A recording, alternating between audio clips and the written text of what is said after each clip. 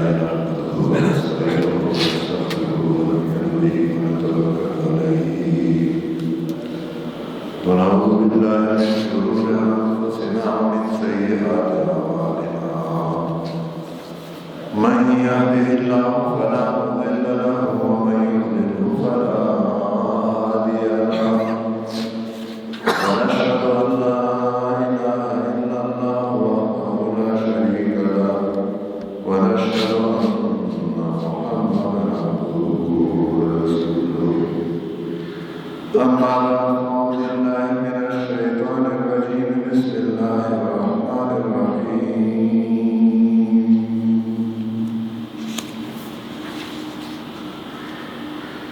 وليحكم أهل الإنجيل بما أنزل إليه وكفينا على آثارهم بعيسى ابن مريم مصدقا لما بين يديه من التوراة وآتيناه الإنجيل فيه هدى ونور مصدقا لما بين يديه من التوراة وموعظة للمتقين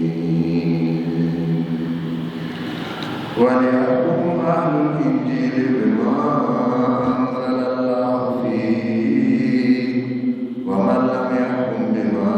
أنزل الله فأولئك هم الفاسقون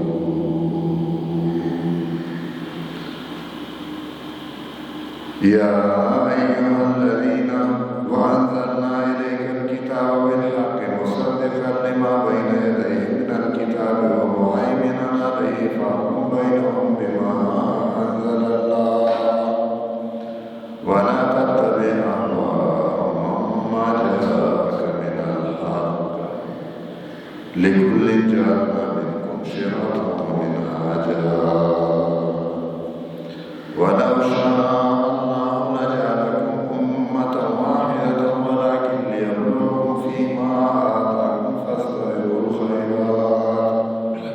إلى الله مرجعكم جميعا فينبئكم بما كنتم تختلفون صدق الله مولانا العظيم وبلغنا رسوله النبي الكريم ونحن على ذلك من الشاهدين والشاكرين والحمد لله رب العالمين إن الله وملائكته يصلون على النبي يا أيها الذين آمنوا صلوا عليه وسلموا تسليما اللهم صل على محمد وعلى آل محمد كما صليت على إبراهيم وعلى آل إبراهيم إنك حميد مجيد وبارك وسلم عليه السلام عليكم ورحمة الله وبركاته اللہ تعالیٰ کا ارشاد ہے موسیٰ علیہ السلام اور ان کے بعد بنی اسرائیل میں بے شمار انبیاء کرام تشریف لائے ہیں اللہ تعالیٰ ارشاد فرماتے ہیں کہ ان انبیاء کرام کے آثار پہ ان کے قدموں کے ان کے نقش قدم پہ عیسیٰ ابن مریم کو ہم نے بھیجا عیسیٰ علیہ السلام بنی اسرائیل کے اندر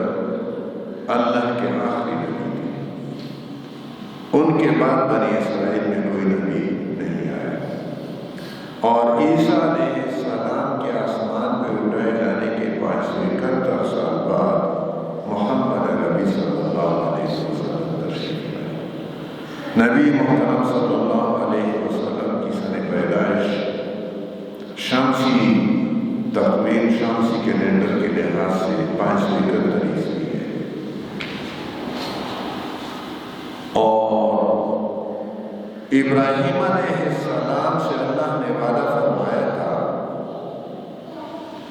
امتحانات کے بعد آزمائشوں کے بعد وَإِذِ ابْتَلَىٰ إِبْرَاهِيمَ رَبُّهُ بِكَلِمَاتٍ فَأَتَمَّهُنَّ قَالَ إِنِّي جَاعِلُكَ لِلنَّاسِ إِمَامًا کہ ابراہیم علیہ السلام کو جب اس کے رب نے آزمایا کئی باتوں میں اور ان سب میں پورے ہوئے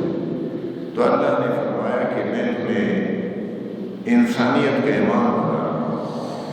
قال ومن ذریۃ ابراہیم علیہ السلام نے عرض کیا میری اولاد کے بارے میں کیا حکم ہے؟ قال لا الہ الا الظالمین، فرمایا میرا وعدہ ظالموں کو نہیں پہنچے۔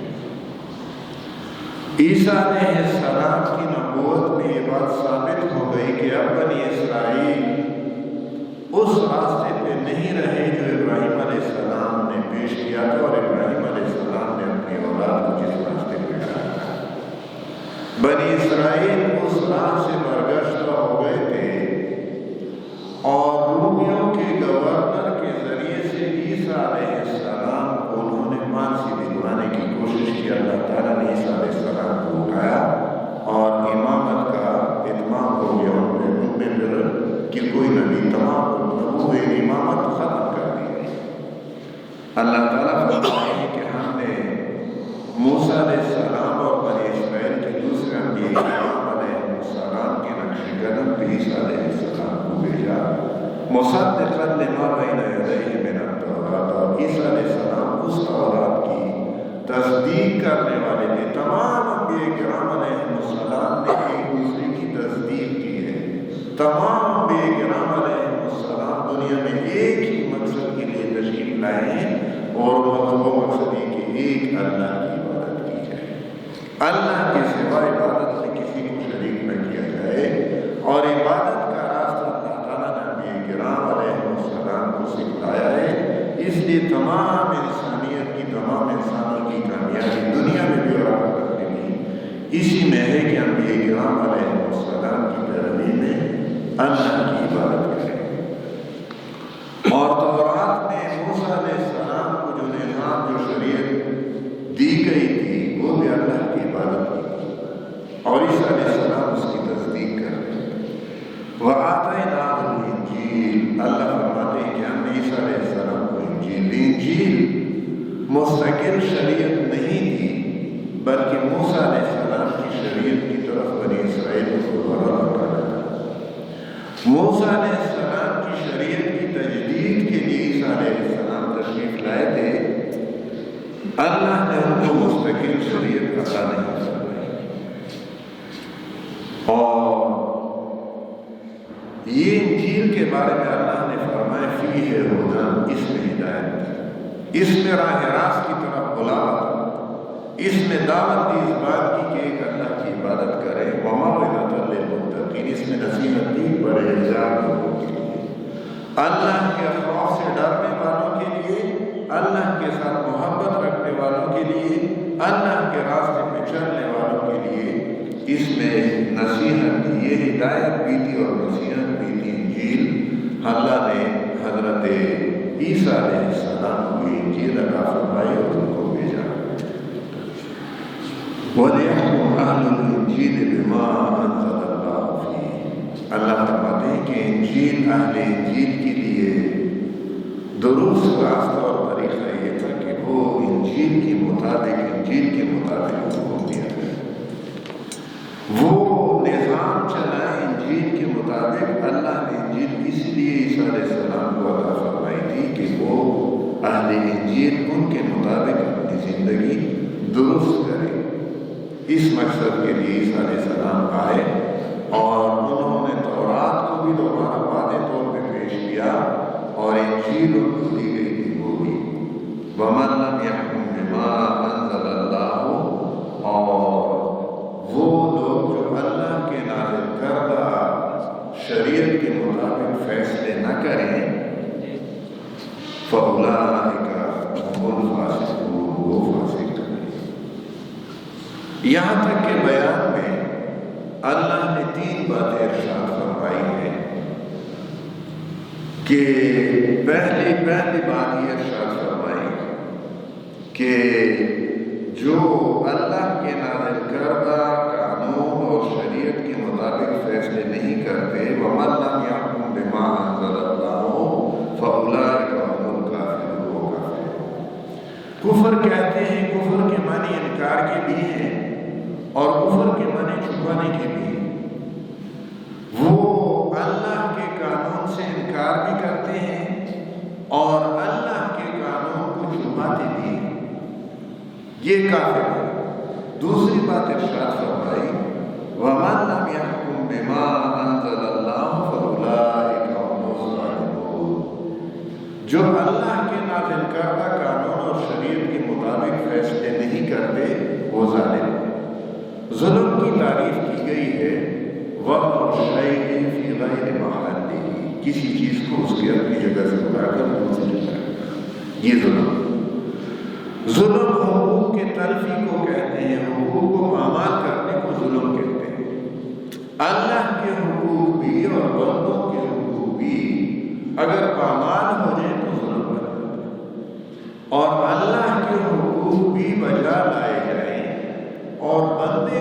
بندوں کے حقوق بھی پورے کیے جائیں تو یہ عدل و انصاف ہوتا ہے۔ ظلم کا الٹ ہے، ضد ہے انصاف۔ اللہ کا قانون انصاف ہے، اللہ کا قانون عدل ہے۔ اللہ نے جو قانون انبیاء کرام علیہ السلام کے ذریعے سے بھیجا یہ عدل و انصاف ہے، اور جو عدل و انصاف کے مطابق فیصلے نہیں کرتے، اللہ کے قانون کو چھوڑ کر کسی اور قانون پہ فیصلے دیتے ہیں، یہ ظلم۔ اور فرمایا کہ جو اللہ کے نازل کردہ قانون اور شریعت کے مطابق فیصلے نہیں کرتے وہ ظالم ہیں۔ دوسری بات اور آخری بات ابھی جو زیر بحث ہے وَمَن لَّمْ يَحْكُم بِمَا أَنزَلَ اللَّهُ فَأُولَٰئِكَ هُمُ الْفَاسِقُونَ، جو اللہ کے نازل کردہ قانون کے مطابق فیصلے نہیں کرتے، اللہ کی شریعت کے مطابق حکم جاری نہیں کرتے، یہ فاسق ہے۔ فسق نافرمانی ہے، اللہ کے حکم کو توڑنا اور اللہ کا حکم اللہ نے اپنے قانون میں انبیاء کرام علیہ السلام کے ذریعے سے اپنی ہدایات میں اپنی کتابوں میں دیا ہے، اور جو اس کے مطابق پھر فیصلے نہیں کرتے یہ نافرمان ہے اور یہ فاسق ہے۔ اللہ کا قانون یہ حق ہے، جو اس کے مطابق فیصلے نہیں کرتے اس کو چھپاتے بھی انکار بھی کرتے ہیں، کفر ہے۔ اللہ کا قانون عدل و انصاف ہے، جو اس کے خلاف فیصلے کرتے اس کے مطابق فیصلے نہیں کرتے وہ ظلم، ظالم ہے، وہ ظلم کرتے ہیں۔ اللہ کا قانون اللہ کا فرمان ہے، جو اس کے مطابق فیصلے نہیں کرتے وہ نافرمان ہے اور وہ فاسق ہے۔ اس وقت پوری امت مسلمہ ایسا کوئی ملک نہیں پایا جاتا جس کے بارے میں ہم وثوق سے یہ کہہ سکیں کہ یہاں کا نظام حکومت اور سیاست، نظام قانون اور عدالت، نظام معاشرت، نکاح، میراث، حقوق، طلاق اور نظام معیشت، کمانا اور خرچ کرنا، زندگی کا پورا نظام جہاں قرآن و سنت کے مطابق چل رہا ہے۔ دنیا کے اندر 50 سے زیادہ اسلامی ممالک موجود ہیں، لیکن کوئی ایک ملک بھی ایسا نہیں ہے جس کے بارے میں وثوق سے اور یقین سے کہا جا سکے کہ یہاں پہ اللہ کے قانون کے مطابق سارے نظام زندگی چل رہا ہے۔ اس لیے کفر بھی ہے، ظلم بھی ہے اور فسق بھی ہے۔ البتہ اس کفر، ظلم اور فسق کے درجے کہیں یہ کفر، ظلم اور فسق اپنے انتہا کو پہنچ چکا ہے، کہیں یہ کفر اور ظلم اور فسق یہ آدھے سے زیادہ ہے، کہیں آدھا ہے اور کہیں آدھے سے کم ہے، لیکن مکمل نظام کفر تو کفر ہے۔ کفار جو مانتے ہی نہیں ہیں ان بت موضوع بحث نہیں ہے، لیکن وہ ممالک جن کے اندر حکام کا بھی دعویٰ ہے، حکمرانوں کا بھی دعویٰ ہے کہ وہ مسلمان ہیں اور رعایا کا بھی دعویٰ ہے کہ وہ مسلمان ہیں، ان میں سے بھی کسی کے بارے میں یقین سے اور وثوق سے نہیں کہا جا سکتا۔ سعودی عرب میں اب تک حدود نافذ ہے، قرآن مجید میں حدود کا تذکرہ گزر چکا ہے، قتال، قصاص سورۃ بقرہ میں گزرا ہے، اور اس کے بعد سورۃ مائدہ میں سرقہ اور محاربہ کا قانون مذکور ہوا ہے۔ اور اسی طرح سورہ نساء میں ابتدائی حکم تھا زنا کے بارے میں، اور سورۃ نور میں اس کی تکمیل ہے، آگے آئے گا۔ یہ حدود ہیں، اور یہ حدود اس مقصد کے لیے ہیں کہ انسانی جان، انسانی مال، انسانی عفت اور روح، عزت اور انسان کی نسل اور نسل، اس کی حفاظت۔ ان تحفظات کے لیے اللہ تعالیٰ نے محمد عربی صلی اللہ علیہ وسلم کو بھی حدود دی ہیں، گزشتہ نبی کرام علیہ السلام کو بھی حدود اللہ نے عطا فرمائے تھے۔ یہ حدود سعودی عرب میں اب تک نافذ رہے ہیں، لیکن اب وہاں سے بھی تشویش کی خبریں آنے لگی ہیں، اور محمد بن سلمان اس طرح کے بیانات دیتے ہیں کہ اتنے سالوں کے بعد مشرق وسطیٰ یہ یورپ بن گئے۔ یورپ میں کیا ہے؟ اللہ کی نافرمانی ہے۔ یورپ میں حیوانیت ہے۔ یورپ میں اللہ کے حقوق بھی پامال ہوتے ہیں، بندوں کے حقوق بھی پامال ہوتے ہیں، اور اللہ کی کتاب عربی زبان میں، محمد بن سلمان کی زبان عربی ہے، قرآن و سنت کے ذریعے سے وہ دنیا کا امام بن سکتا ہے، لیکن دنیا کا قائد اور لیڈر بننے کے بجائے وہ یورپ کا تقلید کرنا چاہتے، مقلد بننا چاہتے، فالوور بننا چاہتا ہے، اور وہ بھی اللہ سے پھر ہوگا۔ محض دنیا کی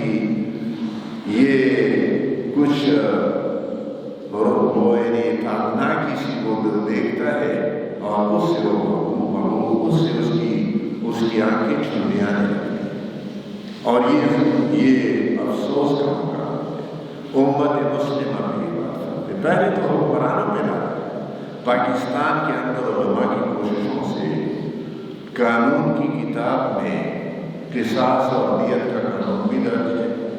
قانون کی کتاب میں حدود بھی درج ہے، لیکن ان پہ کما کا عمل نہیں ہو رہا، ان کے لیے ماحول فراہم نہیں کیا جا رہا، اور عدالتوں کے اندر جج اور انتظامیہ کے اندر حکمران یہ اس کے راستے میں رکاوٹیں بنتے ہیں۔ اور پرویز مشرف نے تو عورتوں کے حقوق نسواں کے نام پہ، پروٹیکشن آف ویمن رائٹس، اس نام پہ حدود کو کسی حد تک معطل بھی کر دیا ہے، اور یہ اللہ کا قانون انسان کی جان، انسان کی مال، انسان کی عزت و عصمت، انسان کی نسل اور نسب، اس کی حفاظت کے لیے اللہ کا یہ قانون اللہ کی کتاب میں درج ہے۔ گزشتہ بھی کرام لے کر آئے تھے، لیکن اس کے مطابق نظام نہیں چل رہا۔ امت مسلمہ میں یہ بات لازم ہے کہ اپنے ان حکمرانوں کو مجبور کریں، اور اگر یہ اس بات پہ قائل نہیں ہوتے اور اللہ کا قانون نافذ کرنے کے لیے تیار نہیں ہیں، تو پھر اس بات کو یقینی بنائیں کہ ان حکمرانوں سے اپنے آپ کو چھڑا کر ان لوگوں کو اپنا حکمران بنائیں